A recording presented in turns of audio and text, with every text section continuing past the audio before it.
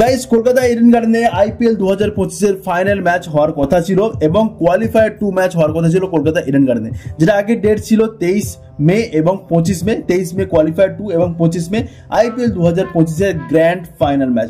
But unfortunately security reason এবং weather রিপোর্টের জন্য কিন্তু কলকাতা থেকে ম্যাচ শিফট করা হয়েছে আহমেদাবাদে।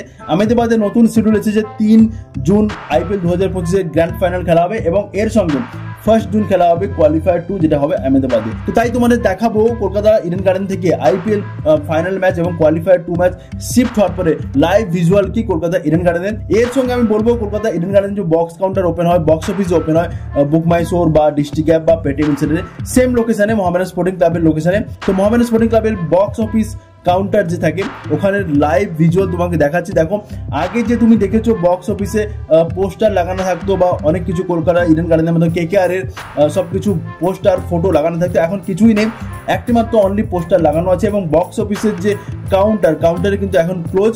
বাট তোমাকে বলি, এই যে কাউন্টার এটা কিন্তু মোহামেডান স্পোর্টিং ক্লাবের অরিজিনাল কাউন্টার এবং ইডেন গার্ডেন কিন্তু সেম এই কাউন্টারকে নিজেদের বক্স অফিস হিসেবে ব্যবহার করে এবং সেটা হতে পারে বুক মাই শো, ডিস্ট্রিক্ট অ্যাপ বা পেটিএম ইনসিডেন্ট। তো তোমাকে বলি সেম টিকিট কাউন্টার। বাট এখন যে লাইভ ভিজুয়াল তুমি দেখতে পাচ্ছ মোহামেডান স্পোর্টিং ক্লাবের এবং কলকাতা ইডেন গার্ডেনের, তোমার কি মনে হয় কলকাতা ইডেন গার্ডেনের যে মেন রিজন দিয়েছে যে মেনলি ওয়েদারের জন্য অ্যান্ড সিকিউরিটি রিজনের জন্য আহমেদাবাদে শিফট করা হয়েছে। তো এখন তো জানি কলকাতার ওয়েদার একটু খারাপ, কারণ বৃষ্টি হচ্ছে প্রায়।